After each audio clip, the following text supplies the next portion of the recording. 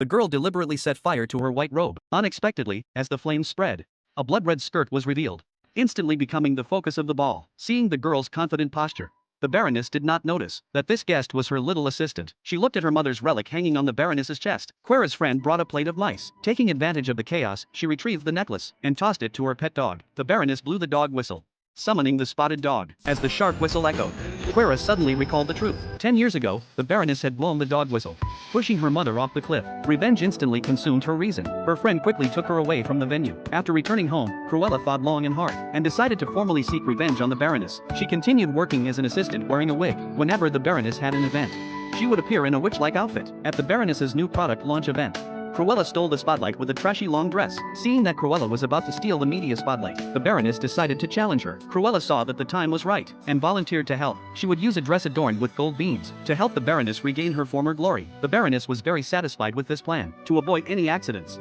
she locked the dress in a safe. However, an accident still occurred at the launch event. The safe door couldn't be opened, but after forcing the lock open, a large number of moths flew out. It turned out that the gold bean dress was actually studded with insect eggs. The Baroness was furious, but what she didn't expect was that Cruella had started a party downstairs. Watching the Baroness's defeated expression, Cruella was very pleased with herself. But when she returned home, her friends had been tied up by the Baroness. The Baroness looked at the red wig and realized that her opponent was her own assistant. She burned all of Cruella's designs and set the entire room on fire. The fire burned all night long. The next day, the news reported the death of the witch Cruella. However, in a corner of the city, Cruella opened her eyes again. It was the Baron's butler who saved her. He told Cruella a shocking piece of news. She was actually the Baroness's biological daughter. Back then, the Baroness was devoted to her career and feared that the child would hinder her future, so she ruthlessly had the butler dispose of the child. However, the butler couldn't bear to do it and gave the baby to a maid. This truth was unbearable for Cruella. Her own mother had killed her foster mother, but her foster mother's death was unforgivable. She was determined to seek revenge. When the Baroness held a banquet, the Baroness was shocked. All the guests were dressed as Cruella,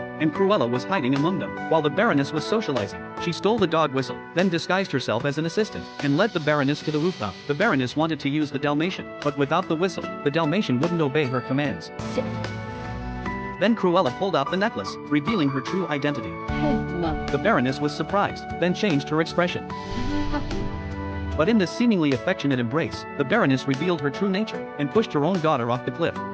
But at that moment, a scream came from behind. It turned out that all the guests had come to the rooftop. She took me to drag me with her. Even though the Baroness was very powerful, she could not escape legal punishment. Quera landed safely using a parachute after the Baroness was imprisoned. With the help of the butler, Quera inherited all the family assets, according to her father's will, becoming the true Black and White Witch.